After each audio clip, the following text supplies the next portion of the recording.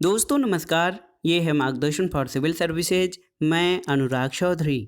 दोस्तों आज की वीडियो में हम सॉल्व करेंगे TGT, PGT, LT grade, government inter college प्रवक्ता, गवर्नमेंट डिग्री कॉलेज, उच्चतर शिक्षा असिस्टेंट प्रोफेसर और नेट जेआरएफ के लिए आर्थिक भूगोल से संबंधित महत्वपूर्ण प्रश्नों का भाग 8, जिसमें हम एग्रीकल्चर से संबंधित महत्वपूर्ण प्रश्नों को कंटिन्यू करेंगे। दोस्तों ये प्रश्न प्रीवियस ईयर्स पेपर्स में पूछे गए हैं, जिनके आगामी परीक्षाओं में भी पूछे जाने की संभावना है, इसलिए इस खंड को तैयार करना बहुत ज़रूरी है। आइए शुरू करते हैं आज का वीडियो। पहला प्रश्न है आज की वीडियो का कि क्रमबद्ध रूप से विश्व को कृषि प्रदेशों में विभक्त करने का सबसे पहले प्रयास किसने किया था, आपको बताना है। तो सही उत्तर है डी व्हिटलेसी। देखिए दोस्तों, डी व्हिटलेसी ने क्रमबद्ध रूप से विश्व को कृषि प्रदेशों में विभाजित करने का सबसे पहला प्रयास किया था। अगला प्रश्न है निम्नलिखित में से किसने संसार को बृहद कृषि कृषि प्रदेशों में विभाजित किया है। तो सही उत्तर है व्हिटलेसी, यानी डी व्हिटलेसी ने दोस्तों संसार को बृहद कृषि प्रदेशों में विभाजित किया है। अगला प्रश्न बहुत ही महत्वपूर्ण है और 7वीं 8वीं कक्षा में भी ये प्रश्न आपने पढ़ा है कि पौधों को कितने आवश्यक पोषक तत्वों की ज़रूरत होती है। तो सही उत्तर है 16 आवश्यक पोषक तत्वों की ज़रूरत होती है, जिसमें से 10 तत्व जो हैं मैक्रो एलिमेंट और 6 तत्व माइक्रो एलिमेंट होते हैं, और इनमें से किसी एक की कमी से पौधे का पूर्ण विकास नहीं हो सकता है। तो याद रखिएगा दोस्तों, पौधों को कुल 16 आवश्यक तत्वों की आवश्यकता होती है। अगला प्रश्न है दोस्तों, क्रोस्तोविकी ने कृषि प्रकारिकी के लिए जो कूट और सूत्र प्रतिपादित किया है वो कौन सा है। तो सही उत्तर है T=S/O/P/C। इसमें अगर जो आप इन शब्दों का कूट वाक्य या जो कूट शब्दों का अर्थ देखें तो T=S/O/P/C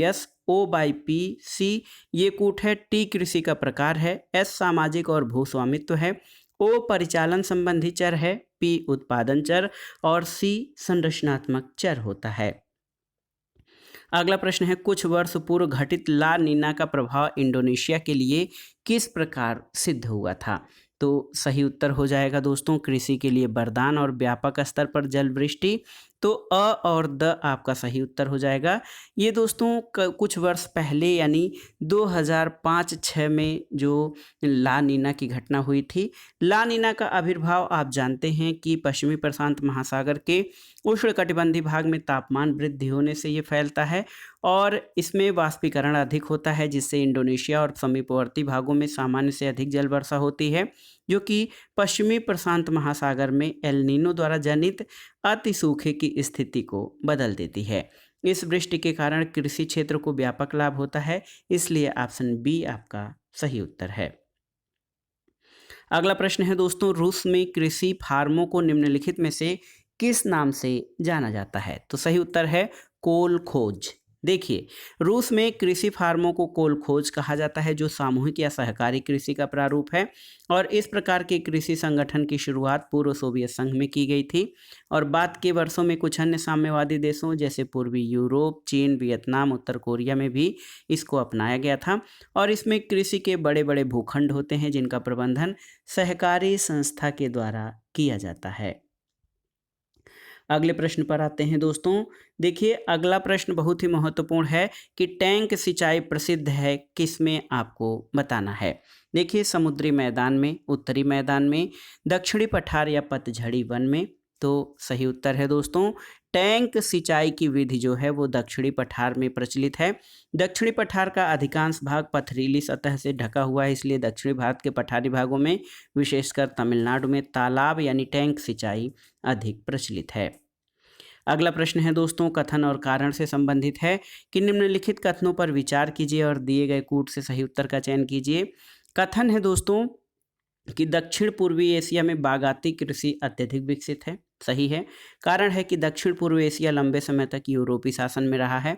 तो सही उत्तर है दोस्तों ए और आर दोनों सही हैं, लेकिन दक्षिण पूर्व एशिया लंबे समय तक यूरोपीय शासन में रहा है, ये इसका स्पष्टीकरण नहीं है कि दक्षिण पूर्व एशिया में बागाती कृषि अधिक है। ऑप्शन बी आपका सही उत्तर हो जाएगा।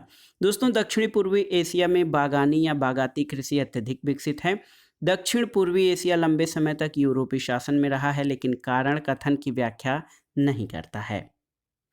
अगला प्रश्न है कथन कारण से संबंधित है। कथन है कि चीन में उच्च अक्षांश घनत्व नदी घाटियों और पूर्वी तटीय मैदानों में पाया जाता है। कारण है कि चीन के लोगों का मुख्य व्यवसाय कृषि है।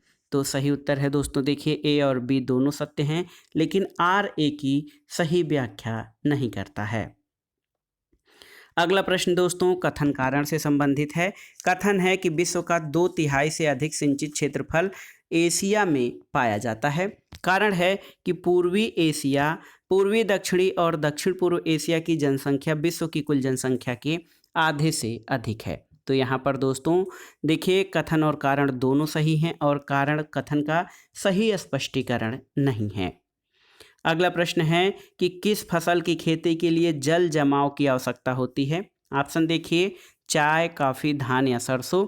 तो सही उत्तर है दोस्तों धान के लिए अत्यधिक मात्रा में जल और जल जमाव की आवश्यकता होती है, क्योंकि पानी के जमाव से खेत में फास्फोरस, लोहा और मैग्नीज तत्वों की उपलब्धता बढ़ जाती है और खरपतवार भी कम उगते हैं। और जल जमाव से धान के खेत में नील हरी शैवाल भी पनपते हैं, जो कि खेत में नाइट्रोजन की पूर्ति में सहायक होते हैं। अगला प्रश्न है दोस्तों कृषि का वह प्रकार जिसमें बड़े पैमाने पर आकार वाले खेतों में यांत्रिक विधियों से किया जाता है, ये विधि कौन सी विधि कहलाई जाती है। तो ऑप्शन है देखिए कृषि का वह प्रकार जिसे बड़े पैमाने आकार वाले खेतों में यांत्रिक विधियों से किया जाता है, तो इसको दोस्तों विस्तृत कृषि कहा जाता है।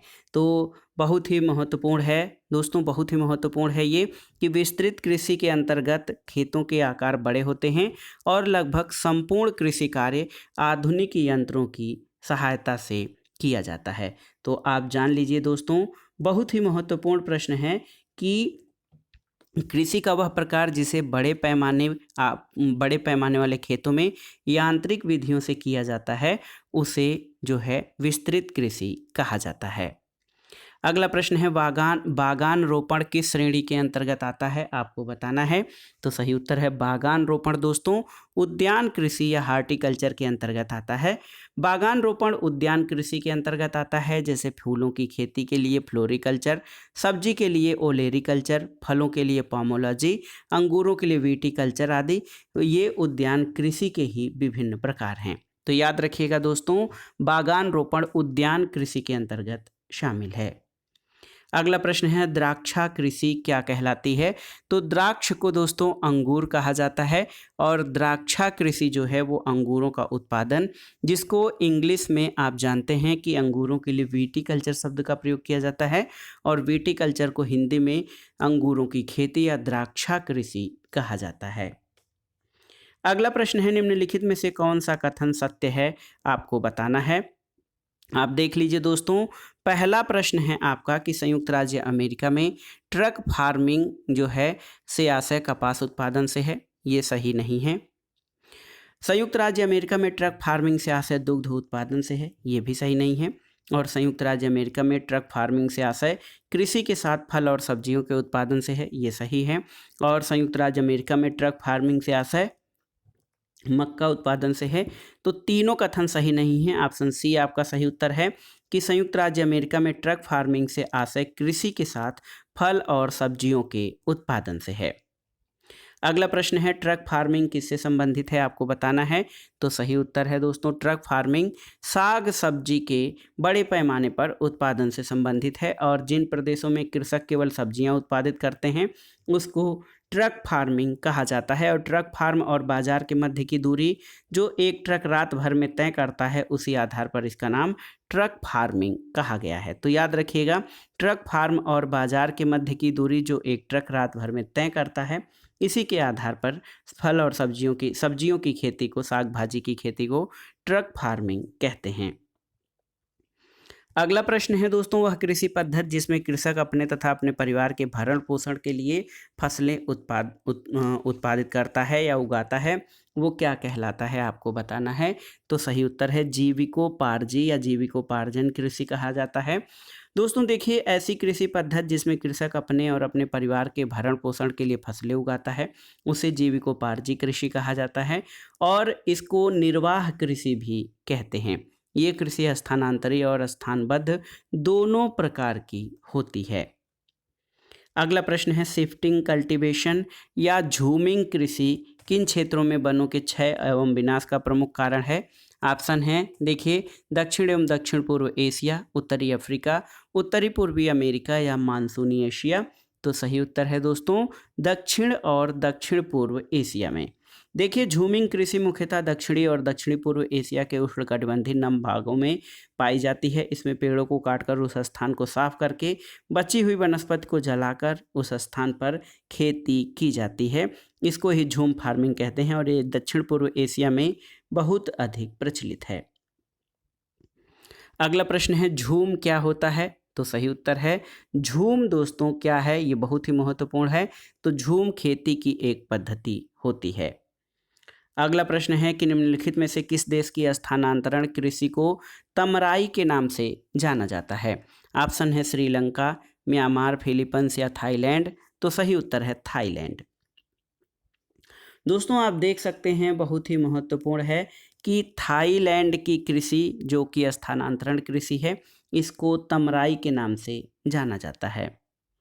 अगला प्रश्न है तीन खेत प्रणाली का तात्पर्य क्या है आपको बताना है। तो सही उत्तर है कृषि भूमि, चरागाह भूमि और पतड़ भूमि यानी सामान्य अंश, ये तीन भूमि कृषि प्रणाली का आशय होता है। दोस्तों तीन खेत प्रणाली में भूमि को तीन समान अंशों में विभाजित कर दिया जाता है। पहले भाग में कृषि भूमि, द्वितीय भाग में चरागाह भूमि और तृतीय भाग में परती या पड़त भूमि होती है।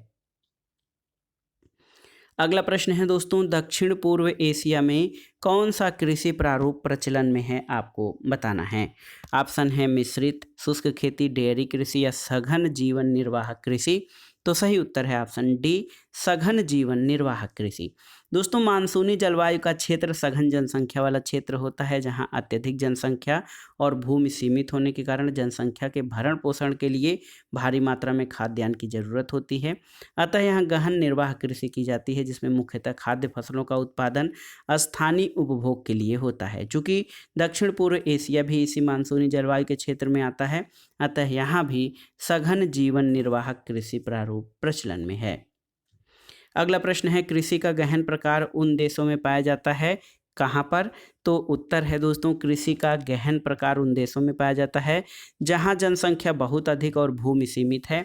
क्योंकि आप जान लीजिए दोस्तों कि बहुत अधिक जनसंख्या के लिए जो खाद्यान्न है उनकी आपूर्ति के लिए खाद्य फसलों का उत्पादन स्थानीय उपभोग के लिए किया जाता है। और इसी मानसूनी जलवायु या उच्च जनसंख्या वाले क्षेत्र में जो महत्वपूर्ण है कि यह प्रकार उन देशों में पाया जाता है जहां जनसंख्या अधिक और भूमि सीमित होती है। अगला प्रश्न है स्थानांतरणशील कृषि सामान्यतः होती है कहाँ पर। घास के मैदान में, वन में, मरुस्थल में या मैदान में। तो सही उत्तर है वन में। देखिए दोस्तों वन या जंगल जो है स्थानांतरणशील कृषि सामान्यतः सामान्यतः वन में होती है। स्थानांतरणीय कृषि से वनों का नाश होता है और मिट्टी कट जाती है। उत्तर पूर्वी भारत में स्थानांतरित कृषि द्वारा बड़े पैमाने पर मृदा अपरदन होता है। तो आप देखिए बहुत ही महत्वपूर्ण है। आप देख सकते हैं कि स्थानांतरण कृषि जिसको चल कृषि कहा जाता है इसमें बड़े पैमाने पर मृदा अपरदन होता है। दोस्तों स्थानांतरण कृषि जो है ये कृषि की प्राचीन प्रणाली है। इसमें किसी चुने हुए वन को साफ करके लकड़ियों को जलाकर उस स्थान पर कृषि की जाती है और ऐसा करने से उस जगह की उर्वरता जल्दी समाप्त हो जाती है जिस कारण स्थान परिवर्तन करके इस प्रक्रिया को दोहराया जाता है। इसी कारण इसको स्थानांतरणशील कृषि कहते हैं। अगला प्रश्न है कि निम्नलिखित में से कौन सा स्थानांतरित कृषि का एक प्रकार नहीं है। देखिए चेना, फैजेंडा, मिल्पा और उपर्युक्त सभी। तो सही उत्तर है फैजेंडा। दोस्तों फैजेंडा स्थानांतरित कृषि नहीं है। ब्राज़ील में कहवे की पौध का रोपण बड़े बड़े खेतों में किया जाता है, इनको फैजेंडा कहते हैं। चेना, मिल्पा ये सभी झूम कृषि या स्थानांतरित कृषि के उदाहरण हैं। अगले प्रश्न पर आते हैं दोस्तों। अगला प्रश्न बहुत ही महत्वपूर्ण है कि देखिए स्थानांतरणशील कृषि से संबंधित निम्नलिखित युग्मों को सुमेलित करना है आपको और इसमें बताना है कि कौन सही सुमेलित नहीं है। देखिए मिल्पा मध्य अमेरिका की स्थानांतरित कृषि है, सही है। तोंगिया कंबोडिया सही नहीं है। तोंगिया जो है कंबोडिया नहीं बल्कि म्यांमार की स्थानांतरणशील कृषि है। जुमा सुमात्रा में और रोका ब्राज़ील की स्थानांतरणशील कृषि है। तो याद रखिएगा, तोंगिया या तुंगिया म्यांमार से संबंधित स्थानांतरण कृषि है। अन्य सभी विकल्प आपके सही सुमेलित हैं। अगला प्रश्न है, निम्नलिखित में से कौन सुमेलित नहीं है? सही सुमेलित नहीं है। देखिए, मलेशिया में लदांग सही है। मलेशिया की स्थानांतरित कृषि का नाम जो है लदांग है। ब्राज़ील में रोका है। श्रीलंका में तुग्या नहीं, लेकिन आप जानते हैं तोंगिया या तुग्या। म्यांमार में स्थानांतरितशील कृषि है। फिलीपींस में इसको किंगिन कहा जाता है। तो ऑप्शन सी आपका सही सुमेलित नहीं है। अगला प्रश्न है दोस्तों, ब्राज़ील में स्थानांतरित कृषि जानी जाती है किस नाम से? तो आप जानते हैं ब्राज़ील में स्थानांतरित कृषि को रोका कहा जाता है। अगला प्रश्न सूची 1 का सूची 2 से मिलान करना है और इसमें सूची 1 में दोस्तों स्थानांतरणशील कृषि और सूची 2 में उन देशों के नाम दिए गए हैं। चेना, तो आप जानते हैं चेना श्रीलंका में, नगासू सूडान में, रोका ब्राज़ील में और हुमा जो है ये इंडोनेशिया की स्थानांतरणशील कृषि है। सही उत्तर आपका हो जाएगा, देखिए 4, 1, 2 और 3 ऑप्शन डी आपका सही उत्तर हो जाएगा। अगले प्रश्न पर आते हैं, निम्नांकित में से कौन सा सही सुमेलित नहीं है आपको बताना है। तो आप देख सकते हैं दोस्तों झूम कृषि, देखिए झूम भारत में सही सुमेलित है। मिल्पा रोडेशिया या जिम्बाब्वे में सही सुमेलित है। मिल्पा आप जानते हैं दोस्तों कि ये रोडेशिया में की जाने वाली स्थानांतरणशील कृषि है। लदांग ये मलेशिया में सही है। चेना थाईलैंड, तो चेना दोस्तों आप जानते हैं कि थाईलैंड नहीं बल्कि श्रीलंका की स्थानांतरणशील कृषि है, इसलिए ये थाईलैंड सही विकल्प आपका चेना से सही सुमेलित नहीं होगा। अगला प्रश्न है, कौन एक सही सुमेलित नहीं है आपको बताना है। देखिए, रोडेशिया मिल्पा, ब्राज़ील रोका, इंडोनेशिया टावी या सूडान नगासू। तो सही उत्तर है दोस्तों इंडोनेशिया में झूम खेती को लदांग कहा जाता है, न कि टावी। तो याद रखिएगा, लदांग जो है ये इंडोनेशिया में झूम कृषि को कहा जाता है। इंडोनेशिया में स्थानांतरित कृषि या झूम खेती को लदांग कहते हैं, टावी नहीं कहते। जबकि रोडेशिया और मध्य अमेरिका में इसे मिल्पा, ब्राज़ील में रोका और सूडान में नगासू कहा जाता है। मलेशिया में भी झूम खेती को दोस्तों लदांग कहते हैं। अगला प्रश्न है, कहाँ स्थानांतरित कृषि को मिल्पा कहा जाता है? तो स्थानांतरणशील कृषि को मिल्पा मध्य अमेरिका में कहा जाता है, याद रखिएगा। लदांग कृषि प्रचलित है कहाँ पर? तो सही उत्तर है लदांग कृषि दोस्तों इंडोनेशिया और मलेशिया, ये दोनों ही दक्षिण पूर्व एशिया के देश हैं और इन दोनों ही देशों में, इंडोनेशिया और मलेशिया दोनों में, यानी ए भी इसका सही उत्तर होगा, डी भी सही उत्तर होगा कि इंडोनेशिया और मलेशिया दोनों में लदांग कृषि प्रचलित है। तो इसके 2 उत्तर हैं और इसमें एक विकल्प आपका सही नहीं है।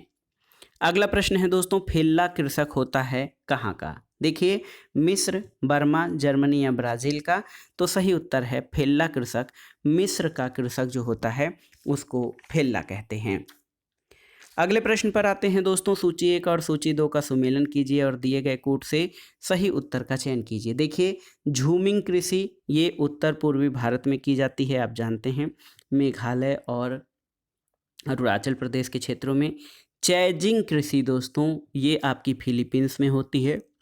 रोका, तो रोका आप जानते हैं कि रोका दोस्तों ये ब्राज़ील में होती है और मसोले कृषि कांगो लोकतांत्रिक गणराज्य में की जाती है। तो याद रखिएगा दोस्तों, सही सुमेलन आपका ऑप्शन ए हो जाएगा, 4, 3, 1 और 2।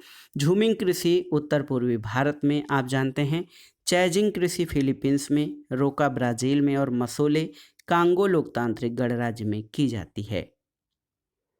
अगला प्रश्न है कि निम्नलिखित में से किस तिलहन से प्राप्त खली पशुओं के आहार के लिए हानिकारक है? ऑप्शंस हैं, देखिए, कपास के बीज, अलसी, अरंडी के बीज या रेपसीड। तो सही उत्तर है अरंडी के बीज। दोस्तों, अरंडी के बीज से प्राप्त खली पशुओं के आहार के लिए हानिकारक है। अलसी, कपास के बीज और रेपसीड से प्राप्त तेल और खली का उपयोग मानव और जंतुओं के खाद्य के रूप में किया जाता है। अगले प्रश्न पर आते हैं दोस्तों, सूची 1 और सूची 2 का सही सुमेलन करना है और आपको बताना है कि कौन सा विकल्प आपका सही सुमेलित है। देखिए दोस्तों, कोटि गुणांक विधि किसके द्वारा प्रतिपादित किया गया है आपको बताना है। तो ये एमजी केंडाल के द्वारा विकसित किया गया है, याद रखिएगा, एमजी केंडाल। भारित कोटि गुणांक विधि, तो देखिए दोस्तों, भारित कोटि गुणांक विधि एसजी स्प्रे और बीडी देशपांडे के द्वारा। प्रामाणिक विचलन विधि ये बीएन सिन्हा के द्वारा। और वाहन क्षमता विधि ये एचडी स्टम्प के द्वारा जो है इसका प्रतिपादन किया गया है। तो याद रखिएगा दोस्तों, ये जो विभिन्न कोटि सूचकांक या विधियां हैं कृषि उत्पादकता मापन की, इनके प्रस्तावक या शुरुआतकर्ता का सही सुमेलन इस तरह से हो जाएगा। कोटि गुणांक विधि एमजी केंडाल द्वारा, भारित कोटि गुणांक विधि एसजी स्प्रे और बीडी देशपांडे द्वारा, प्रामाणिक विचलन विधि वीएन सिन्हा और वाहन क्षमता विधि एलडी स्टैम्प के द्वारा दोस्तों विकसित किया गया है। अगला प्रश्न है, चीत मीन क्या होता है आपको बताना है। तो सही उत्तर है चीत मीन दोस्तों, जाम्बिया में स्थानांतरणशील कृषि को चीत मीन कहा जाता है। अगला प्रश्न है, निम्नलिखित में से कृषि उत्पादकता मापन की विधि कौन सी नहीं है। मूल्य के संदर्भ में उत्पादन, प्रति इकाई क्षेत्र उत्पादन, क्रमबद्ध गुणांक पद्धति या आगत निर्गत उपागम। तो सही उत्तर है मूल्य के संदर्भ में उत्पादन दोस्तों, ये कृषि उत्पादकता मापन की विधि नहीं है। ऑप्शन ए आपका सही उत्तर है। अगले प्रश्न पे आते हैं, निम्नलिखित में से कौन सी कृषि ह्रासमान प्रवृत्ति की है और उसका महत्व लगातार घटता जा रहा है। ऑप्शन है वाणिज्यिक पशुपालन, उष्णकटिबंधीय बागाती, गहन निर्वाह या फिर स्थानांतरणशील कृषि। तो सही उत्तर है स्थानांतरणशील कृषि। दोस्तों देखिए, ये स्थानांतरणशील कृषि जो है ये ह्रासमान प्रकृति की है और उसका महत्व लगातार घटता जा रहा है, और ये उष्णकटिबंधीय वन प्रदेशों में की जाने वाली आदिम प्रकार की कृषि पद्धति है जिसमें थोड़े अंतराल पर खेत बदल दिए जाते हैं। अगला प्रश्न है, निम्नलिखित दो कथनों पर विचार कीजिए और दिए गए कोड के आधार पर सही उत्तर का चयन कीजिए। देखिए, कथन है कि जो व्यक्ति उष्णकटिबंधीय फसलों पर निर्भर रहते हैं कुपोषण से ग्रसित होते हैं, क्योंकि उष्णकटिबंधीय फसलें कार्बोहाइड्रेट में धनी होती हैं। तो दोनों ही कथन और कारण दोनों सही हैं, और कारण कथन की सही व्याख्या भी कर रहा है। तो ऑप्शन ए आपका सही उत्तर हो जाएगा। और दोस्तों आप देख सकते हैं कि जो व्यक्ति उष्णकटिबंधीय फसलों जैसे चावल, ज्वार, मक्का आदि पर निर्भर रहते हैं वो कुपोषण से ग्रस्त रहते हैं। इसका मुख्य कारण ये है कि उष्णकटिबंधीय फसलें कार्बोहाइड्रेट में धनी होती हैं और कुछ अन्य पोषक पदार्थ उनको नहीं मिल पाते हैं। अगला प्रश्न है, 2020-21 के दौरान निम्नलिखित में से कौन से देश युग्म भारत के कृषि उत्पादों के सबसे बड़े बाजार थे। तो सही उत्तर है संयुक्त राज्य अमेरिका और चीन। दोस्तों संयुक्त राज्य अमेरिका और चीन 2020-21 के दौरान भारत के सबसे बड़े कृषि उत्पाद बाजार थे। अगला प्रश्न है, निम्नांकित में से कौन सी गहन निर्वाहक कृषि, याद रखिएगा, गहन निर्वाह कृषि की विशेषता या लक्षण है। देखिए ऑप्शंस हैं आपके, खेतों का बड़ा आकार, उच्च यंत्रीकृत, प्रति एकड़ उच्च उपज परंतु प्रति व्यक्ति कम उपज, प्रति एकड़ कम उपज परंतु प्रति व्यक्ति अधिक उपज। तो सही उत्तर है दोस्तों, आप देखिए ऑप्शन सी, प्रति एकड़ उच्च उपज लेकिन प्रति व्यक्ति कम उपज, ये निर्वाह कृषि की विशेषता है। अगला प्रश्न है कि किसी प्रदेश की कृषि दक्षता मापन के लिए किसका प्रयोग किया जाता है। ऑप्शन देखिए, फसलों की उपज, उर्वरक उपभोग, कृषिगत श्रमिक और बीजों की किस्म। तो सही उत्तर है फसलों की उपज।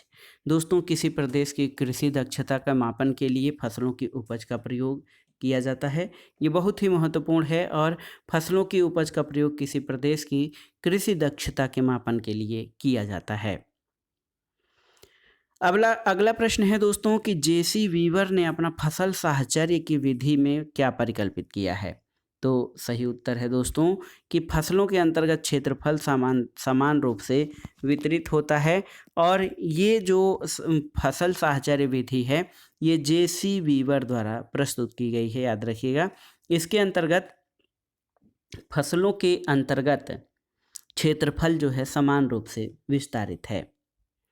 अगले प्रश्न पर आते हैं दोस्तों, और आज की वीडियो का ये आखिरी प्रश्न भी है कि निम्नलिखित में से कौन सा युग्म सही नहीं है, आपको बताना है। ऑप्शन है भाटिया सस्य विविधता सही है, बीवर सस्य उत्पादकता सही नहीं है, कंडाल कोटि गुणांक विधि सही है और रफ़ीउल्लाह अधिकतम सकारात्मक विधि ये भी आपका सही है। तो अगर जो आप व्याख्या देखेंगे दोस्तों तो जेसी बीवर का संबंध फसल संयोजन यानी क्रॉप कॉम्बिनेशन से है, न कि सस्य उत्पादकता से। इसके अलावा भाटिया सस्य विविधता से, कंडाल कोटि गुणांक विधि से और रफ़ीकुल्ला अधिकतम सकारात्मक विधि से संबंधित हैं। तो दोस्तों ये था आज का वीडियो। इसमें आपने देखा भूगोल विषय के लिए आयोजित TGT, PGT, ELT grade, government inter college प्रवक्ता, government degree college, Kendriya Vidyalaya संगठन और उच्चतर शिक्षा सेवा चयन आयोग द्वारा आयोजित परीक्षा के लिए महत्वपूर्ण प्रश्नों का जो है रिवीजन सेट। इसमें हमने दोस्तों कृषि से संबंधित महत्वपूर्ण प्रश्नों को सॉल्व किया है। ये प्रश्न आपके आगामी परीक्षाओं के लिए भी संभावित हैं। दोस्तों वीडियो आपको कैसा लगा हमें कमेंट बॉक्स में ज़रूर बताइएगा। वीडियो को लाइक करें, शेयर करें और इस चैनल मार्गदर्शन फॉर सिविल सर्विसेज को सब्सक्राइब करें। वीडियो देखने के लिए धन्यवाद दोस्तों। नमस्कार।